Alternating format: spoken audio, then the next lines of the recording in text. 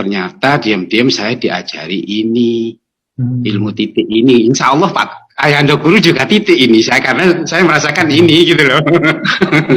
Jadi diajari dari awal kelahiran, setelah terbuka, ya Allah, semuanya yang kita lihat kadang-kadang waktu kencing apa, waktu maaf ya, waktu beol pun kadang-kadang kita memikirkan ini, oh ini maksudnya, ini maksudnya. Karena saya sendiri sini sendiri, nggak punya jamaah, nggak punya apa, belajar dengan hanya berlima dengan saudara saja. Karena setiap mau ngajak teman selalu apa mental, bahkan kita disesatkan. Nah, setelah belajar ini, kita belajar mengenal awal kelahiran sampai akhir kelahiran kita. Pada satu titik kita harus masuk. Kebetulan juga kakak almarhum Ayang Guru, kakak saya sudah meninggal. Juga kita diajari untuk melihat keluar diri, bukan ke dalam aja.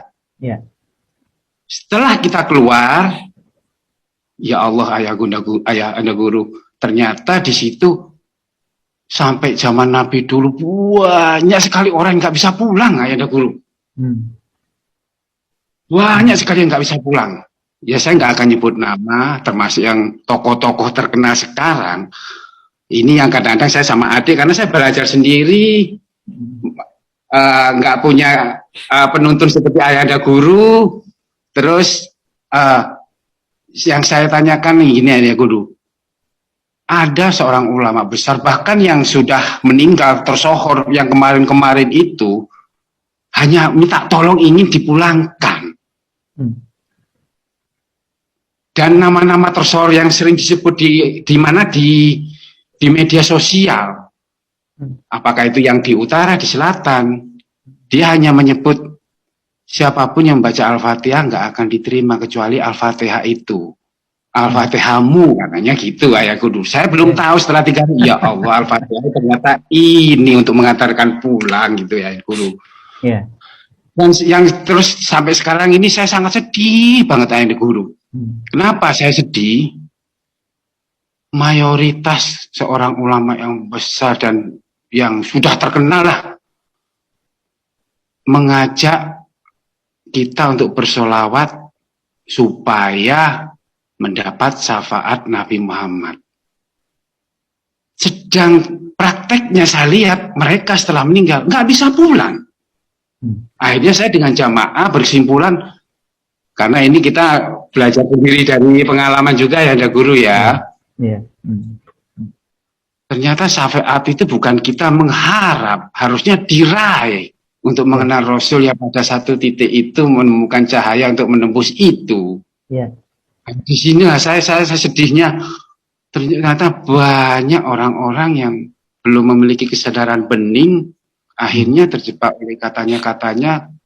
Terutama para ulama yang tersohor, namanya sudah terkenal, bahkan dianggap wali, bukankah dia malah menjerumuskan pada suatu kegelapan, Ayahanda Guru? Dan yang kedua lagi, saya tanyakan, sampai kapan mereka nggak bisa pulang, Ayahanda Guru? Karena saya tanyakan siapa itu? Itu orang zaman Nabi Muhammad belum bisa pulang. Ngapunten Ayahanda Guru ya, cuma itu aja pertanyaan saya. Wah, ini udah pengalamannya udah luar biasa nih Pak Zainur Rahman. Saya sampaikan salam sejati ya dari saya. Ini udah masuk di kun hijatnya ilmu. Ya memang ya. Jadi ilmunya ini udah sama nih, leluhurnya Pak Zainur Rahman. Walaupun belum ketemu dengan saya, ini saya udah merinding-merinding nih tadi. Leluhurnya saya udah, mohon maaf ya, kalau udah kayak gini saya merasakan satu medan energi, getarannya terasa kesini langsung, luar biasa. Jadi leluhurnya Pak Zainur Rahman itu sudah sampai ya, luar biasa. Ya memang, ya kun hijatnya ilmu itu ya titik. Makanya kalau kita belajar Quran, kan huruf pertama Quran kan ba. Ban alif ya, huruf pertama Quran tuh ba, bismillah tuh ba, ya. Makanya batu kan titiknya di luar ya. Nah tapi ya surat Al-Fatihah itu dipungkas dengan huruf nun kan, bukan ba lagi. Nun itu ya titiknya pindah ke dalam. Makanya kalau nun mati ketemu dengan ba itu jangan dibaca mim, Jangan dibaca nun, harus dibaca mim, dan itu harus dengung kan, itu ada dengung, makanya disebutnya iqlab. Iqlab itu dari kata qalbu. Qalbu itu adalah baitullah, rumah sejati Tuhan dalam diri kita. Makanya siapa yang sudah menemukan nun dalam baitullah, itu sudah menemukan nurullah dalam baitullah, maka dia sudah termasuk kaum ma'rifatullah. Itu sebetulnya kita selama ini berfokus pada huruf iqlab itu gitu ya. Bacanya harus jangan mim ba'di, mim ba, cuma gitu aja kita. Ya, dengungnya cuma di sini tapi nggak nyampe ke hati. Nah, dengung itu getaran sebetulnya. Makanya kalau kita udah nyampe ke kun hijatnya ilmu, kita akan ketemu nun, ya, nurun ala nurin itu, ya, udah. Itulah amanahnya udah diterima, pertanyaan Pak Taufik tadi. Begitu sudah terima amanah, ya itulah. Manusia tidak terjebak oleh dolim dan jahil lagi. Maaf ya, maaf. Kan kita sebetulnya kan mendefinisikan ulama selama ini berdasarkan keterkenalannya, popularitasnya, ketokohannya. Karena mungkin juga karena beliau seorang politikus atau seorang. Nah, kita kan cuma lihat aspek luarnya.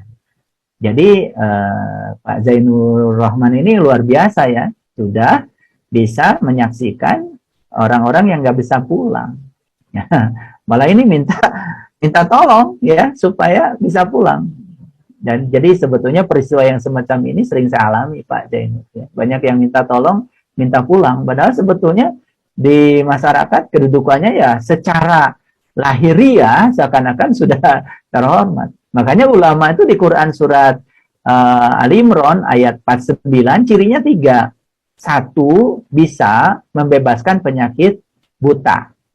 Nah, bukan buta ini ya, buta qalbu. Bukan ulama kalau dia sendiri masih buta. Walaupun dia ngomong hadis, ngomong Quran, buat apa? Nggak ada artinya ya. Karena dia tidak menolong dirinya sendiri. Yang kedua, ulama itu bisa membebaskan penyakit kulit. Penyakit kulit itu bukan panu, bukan kurir, bukan kuda, bukan itu ya. Penyakit kulit itu penyakit luar. Ngerti sesuatu cuma luarnya aja. Kalau dia baca Quran cuma luarnya aja, ya itu penyakit kulit. Makanya orang yang punya penyakit kulit itu tersinggungan, ya gampang sekali menyerang orang lain, merasa diri paling benar. Waduh, ya seperti kita lihat tontonan saat ini. Yang ketiga, ciri ulama itu bisa membangunkan orang mati, ya, bisa menghidupkan orang mati. Bukan orang mati dihidupkan, bukan. Orang yang mati kesadarannya. Makanya kalau kita ingin tahu ulama, tanya Quran. Apa sih ciri ulama menurut Al-Quran? Kan jelas di Quran itu dikatakan ya, ciri ulama itu 3. Ali Imran 49, silakan dibuka. 1, ya bisa membebaskan penyakit buta. 2, bisa menyembuhkan penyakit kulit. 3, dapat menghidupkan orang mati.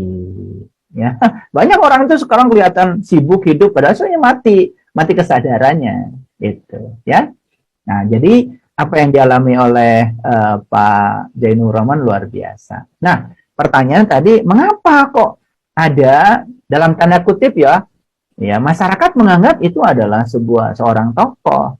Tapi kan untuk mati dirinya sendiri dia tidak bisa.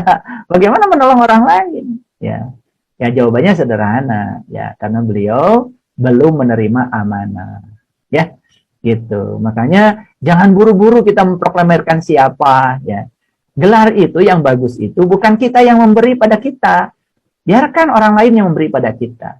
Kan sekarang ini banyak sekali ulama yang ngasih gelar oleh dirinya sendiri, saya ulama, gitu, gitu. Atau panggillah saya ulama, gitu kan, gitu. Jadi gelarnya diciptakan sendiri. Gelar yang paling bagus itu adalah kehormatan yang diberikan oleh orang lain. Makanya mohon maaf ya, saya tidak pernah memberikan gelar pada diri saya. Biarkan saja orang lain yang memberikan gelar itu kepada saya. Orang mau menyebut saya apa, nggak peduli. Saya sudah tidak peduli dengan itu ya. Yang penting ya, saya dalam kehidupan ini ya bisa bermanfaat bagi orang banyak. Itu yang pertama. Yang kedua, syafaat. Ini syafaat.